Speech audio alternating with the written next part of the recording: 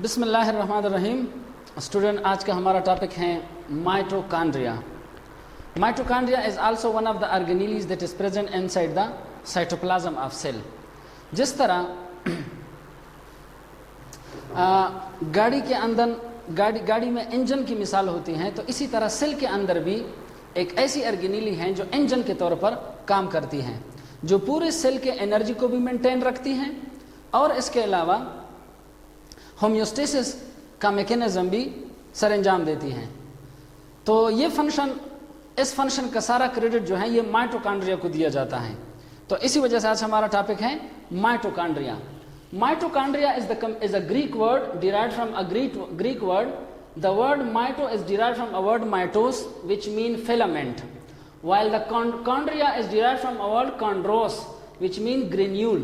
So it is a filamentous granule. What is granule? Any membrane bounded structure is known as granule, in which inside the different components are present. So it is a filament like structure, mean a rod like structure. So it was first of all observed by Kolliker, was a scientist in 1850. 1850 में Kolliker ने सबसे पहले इसको observe किया था। लेकिन mitochondria का जो नाम था ये बेंडा ने दिया, बेंडा 1898 में। ठीक है, तो 1898 में गाल्जी बार्डिस को भी नाम मिला था और इसी तरह माइटोकॉन्ड्रिया को भी ये नाम मिला। इसका साइज कितना है, जब हम इसको इलेक्ट्रॉन माइक्रोस्कोप के जरिए या कंपाउंड माइक्रोस्कोप के जरिए देखते हैं तो साइज जो है इसका 0.5 से लेकर 2 माइक्रोमीटर तक है। ठीक है, इसके बाद आती है इसका डिफिनीशन, और डिफिनीशन ऑलरेडी मैंने कर ली कि इट इज अ रॉड और filamentous shape organelles. What is organelle? It is a small structure inside the cytoplasm having a specific function. Now mitochondria कहां पर मौजूद होता है, इसकी अकरेंस के बारे में पढ़ते हैं। जाहिर बात है साइटोप्लाज्म में होता है, लेकिन हमारे बॉडी के अंदर 75 kg का पर्सन हो तो उसमें मोर देन 100 ट्रिलियन सेल होते हैं। अब ये तादाद के हवाले से हैं, लेकिन टाइप ऑफ सेल कितने हो सकते हैं, वो more than 150 types of cell हो सकते हैं। अब इसकी अकरेंस कौन से सेलों में है? सो इट इज मोस्टली या it is present in the all eukaryotic cell, but except red blood cell, while absent in the prokaryotic cell, mean bacteria and Golgi bodies. Red blood cell mature red blood cell में उसमें absent होते हैं, जबकि बकाया जितना भी eukaryotic cell हैं उसमें ये मौजूद होते हैं। अब आगे बात आती है कि कितने तादाद में ये मौजूद होते हैं, किसी भी यूकैरियोटिक सेल में ये कितने तादाद में होते हैं। तो इसके बारे में ये है कि it is mostly found in those cells having most metabolic activity. हर वो ऑर्गन, हर वो टिश्यू जो मेटाबॉलिकली ज्यादा एक्टिव हो, उन सेलों में माइटोकॉन्ड्रिया की मिकदार ज्यादा होगी। For example, first of all liver. अब लीवर है, मसल्स हैं, हमारे बॉडी के अंदर लीवर का फंक्शन जो है वो मोर देन 400 फंक्शंस।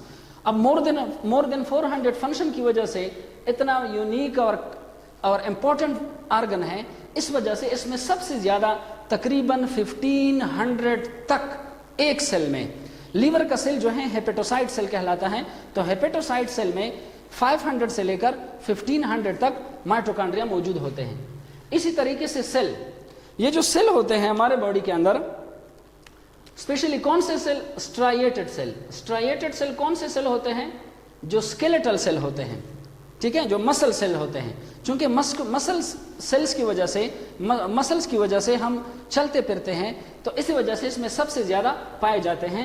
लेकिन remember students, in muscle the mitochondria is not so called mitochondria, it is known as सार्कोसोम।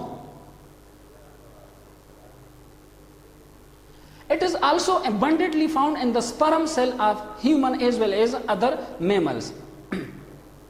In order to study the sperm tail, you first consult my previous video.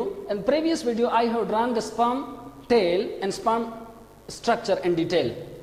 Why in sperm it is abundantly found? Because the sperm function is to reach in the female body egg. So that's why it has a special organelles which act as a driving force.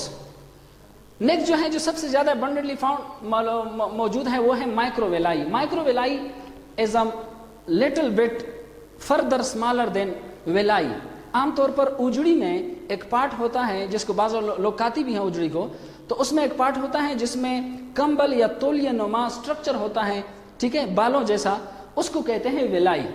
ये है वेलाई। अब इसके ऊपर मजीद microscopic structure होते हैं, उसको कहते हैं microvilli. Microvilli is also present in our respiratory system and reproductive tract, respiratory tract in order to trap the dust particle. So microvilli यहाँ पर भी मौजूद होते हैं, चूंकि ये मूवमेंट करते हैं तो मूवमेंट की वजह से इनकी एक्टिविटी ज्यादा है, वो इसी वजह से इसमें भी माइटोकॉन्ड्रिया ज्यादा पाए जाते हैं। As well as oocyte. Oocyte is also known as ova. In the ova of amphibian, mean frogs, there are about 3 lakh mitochondria is present. तो इन सब में सबसे ज्यादा पाए जाते हैं, लेकिन सबसे ज्यादा कम हमारे बॉडी में किस जगह पे पाए जाएंगे? जाहिर बात है उस पार्ट में पाए जाएंगे जिसका फंक्शन सबसे कम होगा। तो वो कौन सा पार्ट है? वो पार्ट है एयर लोब, ठीक है। तो एयर लोब जो है it is known as a vestigial organ. इसका कोई फंक्शन नहीं है ना, इसमें हम कोई काम, हाँ फीमेल की जगह पे ये काम करते हैं जिसमें बालियां वो लगाते हैं, लेकिन वो भी इसका कोई खास फंक्शन नहीं है, तो इसी वजह से इसमें माइटोकॉन्ड्रिया सबसे कम होंगे। Now coming toward the chemical composition of mitochondria, कि माइटोकॉन्ड्रिया बना केमिकली किस चीज से मिलकर बना है? Chemically it is made up of protein and lipid, ठीक है। प्रोटीन जो है तकरीबन 70% प्रोटीन होते हैं और 30% इसमें लिपिड होते हैं। लेकिन लिपिड में कौन सी लिपिड होते हैं? इसमें फास्फोलिपिड होते हैं।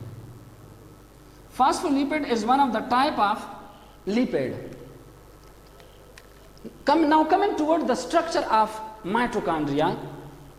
स्ट्रक्चर को समझे इंशाल्लाह, फिर आखिर में मैं आपको डायग्राम बताता हूं। इसके स्ट्रक्चर को स्टडी करते वक्त जब माइक्रोस्कोप में आप इसको देखते हैं तो पता चलता है कि it consist of 2 parts. One is membrane, outer membrane, and the next second one is matrix. The membrane is 2 in number, the outer most and the inner membrane, outer membrane and inner membrane.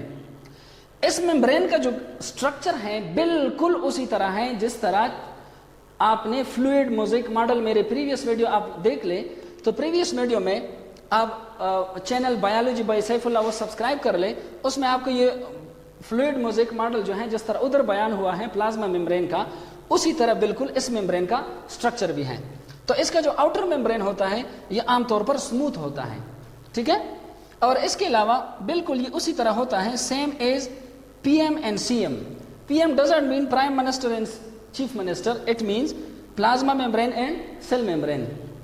So it is highly permeable. Highly permeable mean ये तकरीबन बहुत सारी चीजें जो हैं इसके जरिए पास हो सकती हैं, हाईली परमिएबल इसको कहते हैं।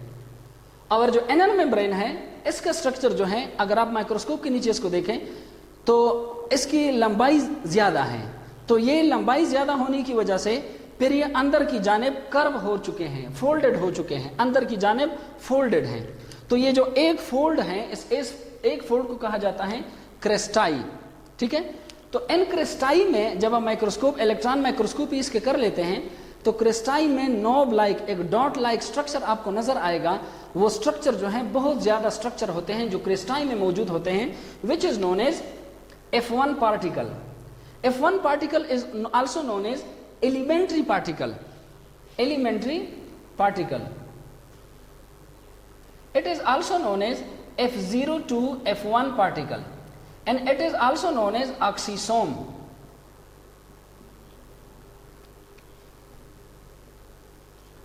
These are the 3 names of F1 particle.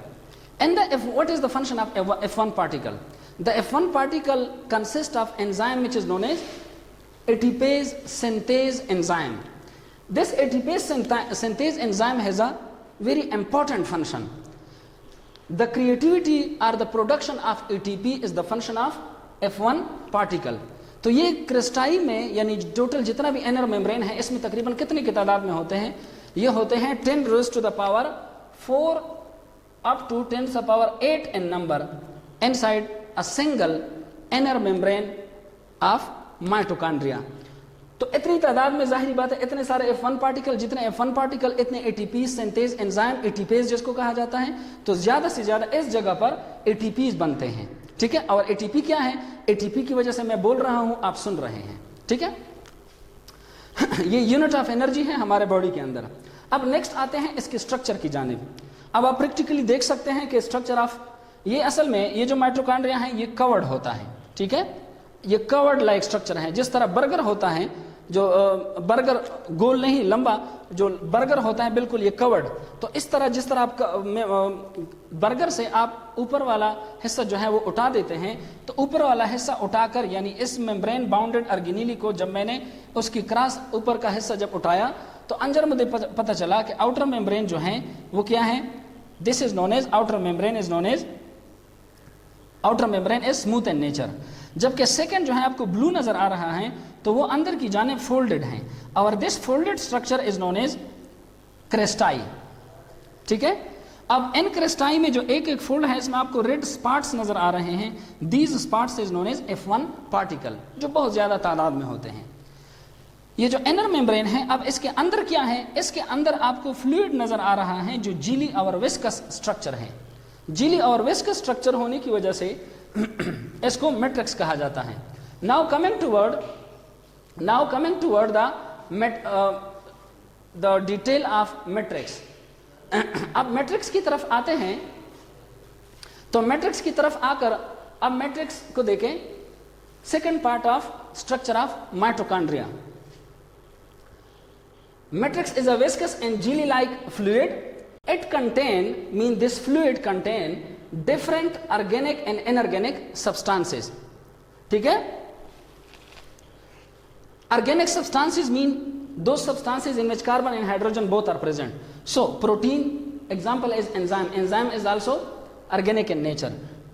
RNA is also organic. DNA is also organic. While the ribosome is made up of protein and RNA. So both are also organic. While the inorganic material example is salt and water. तो organic जो matrix है इसके अंदर enzyme भी पाए जाते हैं। Enzyme को बाद में डिस्कस करता हूं, लेकिन आपको यहां पर बताता चलूं कि इसके अंदर अपना आरएनए डीएनए भी मौजूद है।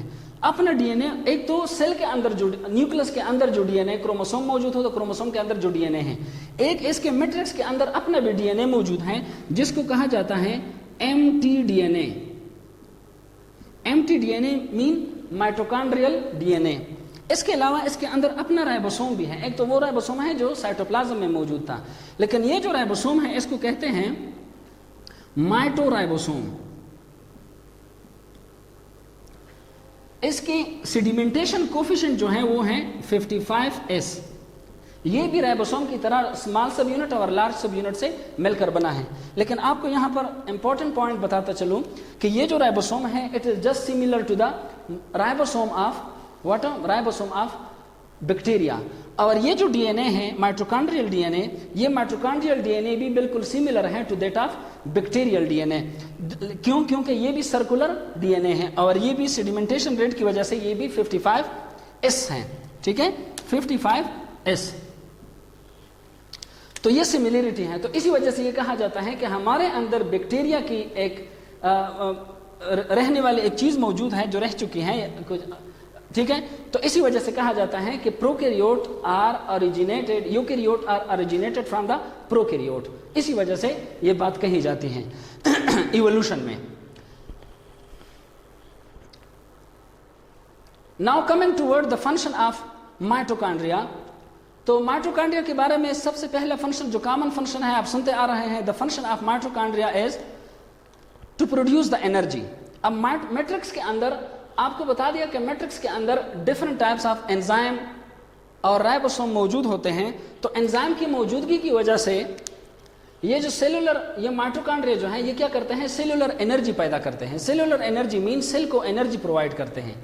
अब सेल को एनर्जी किस तरह प्रोवाइड करते हैं, क्योंकि इसके अंदर सेलुलर रेस्पिरेशन होता है। सेलुलर रेस्पिरेशन में 3 स्टेप्स होते हैं। एक होता है ग्लाइकोलाइसिस, क्रेब्स साइकिल और इलेक्ट्रॉन ट्रांसपोर्ट चेन।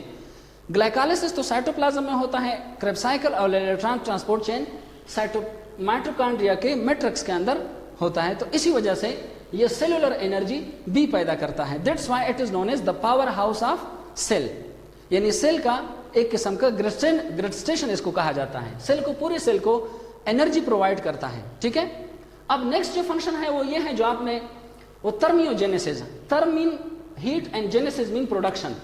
तो mitochondria also help in the process of heat production. Cell को होमियोस्टेसिस बरकरार रखने के लिए, होमियोस्टेसिस के लिए हीट की जरूरत होती है, in order to carry out its normal activity. For this purpose during the process of cellular respiration, all the energy that is produced during the cellular respiration, all the energy, for example, if I consider it 100%, so the 45% energy is used in the production of ATP, while the remaining 55% of energy is used to heat up, mean is a thermoorganelle। तो ये 55% energy जो है ये cell को heat provide कर देता है। तो इसी वजह से जो वार्म ब्लडेड ऑर्गेनिज्म होते हैं, जो अपना हीट खुद बरकरार, टेम्परेचर खुद बरकरार रखते हैं, उसमें ये एक्टिविटी होती है। तो थर्मियोजेनेसिस ये भी इसका एक फंक्शन है। ठीक है, अब तीसरा फंक्शन जो है वो एपोप्टोसिस का भी है। माइटोकॉन्ड्रिया का तीसरा function apoptosis. What is apoptosis? The program death of cell is known as apoptosis, while the accidental death of cell is known as necrosis. तो हर एक सेल की अपनी एक्सपायरी डेट होती है, तो अपनी एक्सपायरी डेट की वजह से ये सेल मरता है। तो उसमें चूंकि इसमें साइटोक्रोम सी एंजाइम की वजह से ये एपोप्टोसिस में भी हेल्प करता है। अब चौथा फंक्शन जो फंक्शन है वो क्या है? वो है एनाबॉलिक एक्टिविटी। एनाबॉलिक क्या है? The constructive activity is known as anabolic activity. तो ये मेटाबॉलिज्म का एक टाइप है। अब ये एनाबॉलिक एक्टिविटी किस तरह करता है? सेल के माइटोकॉन्ड्रिया के मैट्रिक्स के अंदर तकरीबन more than 1 dozen enzyme is produced. ठीक है, जिसमें साइटोक्रोमसिन है और भी एंजाइम है। तो 1 दर्जन से ज्यादा जो है वो एंजाइम भी बनते हैं। तो इस लिहाज से, क्यों? Enzyme are protein in nature. तो एंजाइम प्रोटीन, तो माइटोकॉन्ड्रिया के मैट्रिक्स के अंदर अपना माइटोराइबोसोम मौजूद हैं। तो इस माइटोराइबोसोम की फंक्शन क्या है? Protein synthesis.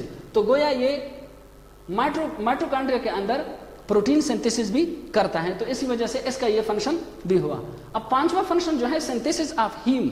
हीम क्या है? आप लोगों ने सुना होगा haemoglobin. Haemoglobin is consist of 2 parts, haem part and globin part. Haem is the non protein part, iron containing part, while the globin part is the protein containing part. So haem जो है it is found inside the mitochondria matrix. कहां से बनता है? ये बनता है 2 चीजों से, एसिटिक एसिड और ग्लाइसिन से। एसिटिक एसिड और ग्लाइसिन से हीमोग्लोबिन का हीम पार्ट बनता है मैट्रिक्स ऑफ माइटोकॉन्ड्रिया। तो इस वजह से माइटोकॉन्ड्रिया का फंक्शन गोया एराइथ्रोपोयोसिस में भी हुआ। Erythropoiesis mean the production of RBC is known as erythropoiesis. और ये हेमोग्लोबिन जो है आगे और भी डिफरेंट एंजाइम में भी बतौर मेटल पार्ट इस्तेमाल होता है। तो ये फंक्शन भी हुआ। अब छठा जो फंक्शन है वो accumulation of calcium and phosphate. Student, आपको बताता चलो कि बोन के अंदर डिफरेंट सेल होते हैं। ठीक है, 3 किस्म के सेल होते हैं, osteocyte, osteoclast and osteoblast. Osteoclast, osteoblast and osteocyte. तो ये जो ऑस्टियोब्लास्ट सेल है, ये वो सेल है बोन का जो deposition of calcium and phosphate करता है। ये इस सेल के अंदर आखिर क्या एक्टिविटी है जो ये deposition of calcium and phosphate कर सकता है? क्यों? क्योंकि इसके अंदर जो माइटोकॉन्ड्रिया है वो माइटोकॉन्ड्रिया कैल्शियम और फास्फेट को स्टोर करता है। तो गोया इस हवाले से इसमें 6 फंक्शन हुए। ठीक है, इसके 6 फंक्शन हुए। अब आप कहेंगे कि हमने तो एक ही पढ़ा है। ठीक है, ये तो किसी किताब में भी नहीं लिखा। लेकिन स्टूडेंट, मैं आपको बताता चलूं कि किस किताब में लिखा है। मैं नहीं बताऊंगा,